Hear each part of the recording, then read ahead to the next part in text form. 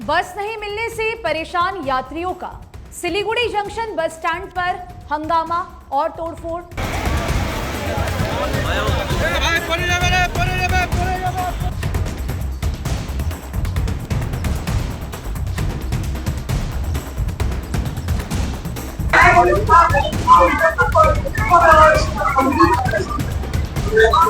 नमस्कार, मैं रियांशी और आप देख रहे हैं खबर समय। पिछले 2 दिनों से सिलीगुड़ी और उत्तर बंगाल में परिवहन सेवा लगभग ठप है। जिन विधानसभा क्षेत्रों में कल पहले चरण का चुनाव होना है, वहां चुनाव आयोग के निर्देश पर कई तरह की पाबंदियां लगाई गई हैं। उनमें सीमित परिवहन पाबंदी भी शामिल है। इसका असर सिलीगुड़ी में भी देखा जा रहा है। सिलीगुड़ी से जलपाईगुड़ी, कुचबिहार, मालदा, इस्लामपुर आदि जाने वाली यात्री बसों की किल्लत से लोग परेशान हैं। तो उधर सिलीगुड़ी से दार्जिलिंग आदि क्षेत्रों में भी लोग नहीं जा पा रहे हैं।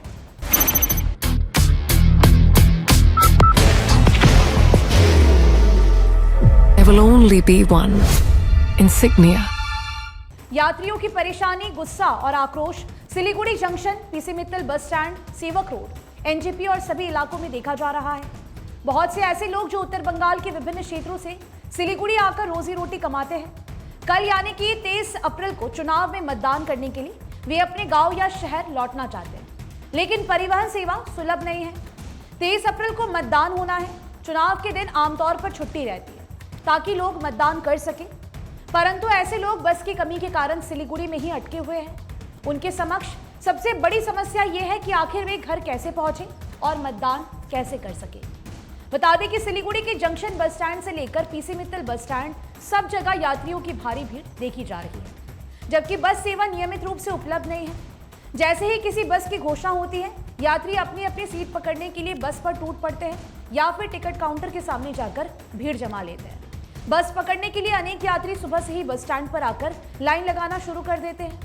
आज सिलीगुड़ी जंक्शन बस स्टैंड पर यात्रियों का आक्रोश तब फूट पड़ा जब काफी इंतजार करने के बाद भी उन्हें घर लौटने के लिए बस नहीं मिल सकी। कुछ यात्री जंक्शन बस स्टैंड के टिकट काउंटर में घुस गए और कंप्यूटर, खिड़की आदि में तोड़फोड़ करने लगे। इस घटना के बाद जंक्शन बस स्टैंड में कुछ देर के लिए अफरा तफरी का माहौल देखा गया। बाद में प्रधान नगर थाने की पुलिस मौके पर पहुंची और उत्तेजित भीड़ को शांत कराने की कोशिश की गई। बता दें कि उत्तर बंगाल परिवहन निगम के इंचार्ज समीर सरकार ने यात्रियों से अपील की है कि चुनाव आयोग के निर्देश पर कई बसों को चुनाव कार्यों में लगाया गया है, जिसके चलते सामान्य बस सेवा प्रभावित हुई है। इसी कारण से कुछ समस्याएं आ रही है।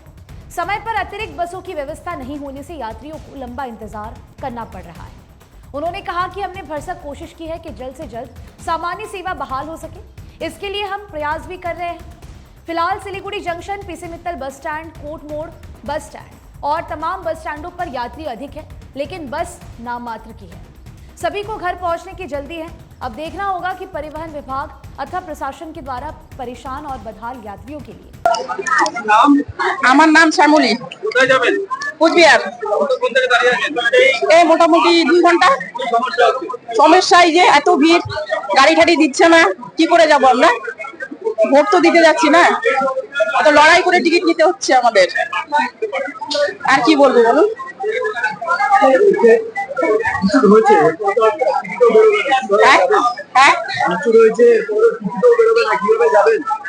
তাহলে এখানে বসে থাকতে হবে, কিচ্ছু করার নেই। গাড়ি না হলে কি করে যাবো আমরা ভোট দিতে? না, আমরা তো চাই যে ভোট দিব। এখন যদি গাড়ি না আসে তো কি করবো? আমরা কি করে যাবো? পায়ে হাইটে তো যেতে পারবো না। কুচবিহারে পারবো বলো? হ্যাঁ, কি বললাম? হ্যাঁ হ্যাঁ, ভাবা দরকার ছিল, কিন্তু ওরা ভাবিনি। কি করে যাবো আমরা? ভোটটা কি করে দিব?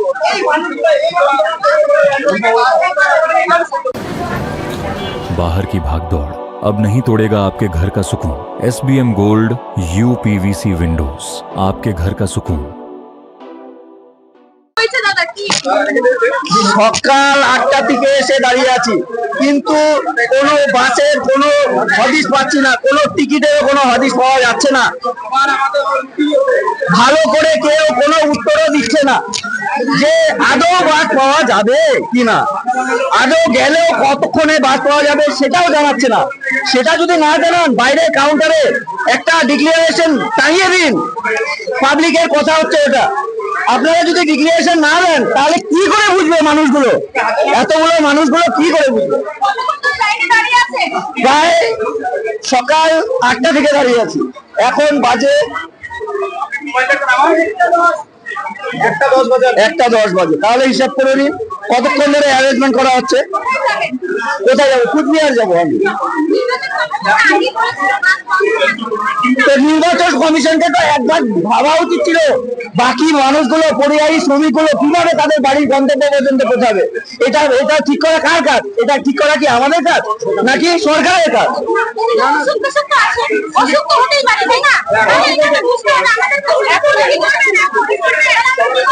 এখন আমরা ধৈর্য ধরে দাঁড়িয়ে আছি যে কখন আমরা টিকিট পাবো আর গন্তব্যস্থলের দিকে নিজেদের চলে যেতে পারবো। এখন গাড়িতে 8টার দিকে আসি, 8টা থেকে এখানে বসে আছি অনেকক্ষণ থেকে, মানে আমাদের অবস্থাটা একবার দেখো, কিন্তু গাড়ি আমরা পাচ্ছি না। আর এদিকে এত ভিড়, লাইনে দাঁড়ালে তো অনেক দূরের লাইন, আর আমরা মেডিকেল থেকে আসি, আমাদের পেশেন্ট সিরিয়াস এসি রুমে ভর্তি। কি করবো আমরা? আমাদেরকে তো জানিয়ে দিয়েছে 3 দিন আগে, কিন্তু আমরা কি করবো? আমাদের কি করে আছে? আমাদের পেশেন্ট তো সিরিয়াস, আমরা কি করবো একটু বলেন, কি করবো? আমরা এখানে 8টার দিকে আসি, না এখনো টিকিট পাইনি, কোনো গাড়ি নেই। ছোট সাফারি গুলো বলছে একজনে 500 টাকা 600 টাকা। এখানে 2 নম্বরে চলছে, 2 নম্বর সোজা কথা। রাস্তায় দিয়ে 2 নম্বরে আমাদের কথা ছাড়েন না। কোনো কাছে বুড়াবুড়ি আছে, 6টার থেকে বুড়াবুড়ি দেখেন। আমার নাম মামুনি বনবন। 6টার থেকে দেখেন বুড়াবুড়ি ওখানে লাইনে আছে, আমাদের নয়তো ছাড়েন। সরকার এখানটা কি করছে? 50 বছরের একটা পুরানা ফ্যান, ওটা ঠিক করতে পারছে না। আর দুনিয়ার বয়স্ক মানুষকে, স্টাফকে কাজে রাখছে এখানটায়, কানে কম শুনে জিজ্ঞাসা করলে গরম মারে। এগুলো সব স্টাফ যেন বয়স্ক গুলোর জন্য চেঞ্জ হয়। সরকার করবে কি চেঞ্জ? না হলো পাবলিককে হলো বলতে লাগবে। হ্যাঁ, বাসের মধ্যে এমন ভিড়, এমন ভাবে 5টার থেকে দাঁড়িয়ে রয়েছি এখানটা, কিচ্ছু এখনো টিকিটও পাই নাই। আর শিওর না যে আমি পাবো কি পাবো না টিকিট। এখন বাজে 1:10 হবে, 1:10 বাজে এখন। আমি কোচবিহারে যাব, আমি ভোট দিতে তো যাব না। আমার আমি আসছি ফুলবাড়ি থেকে আসছি।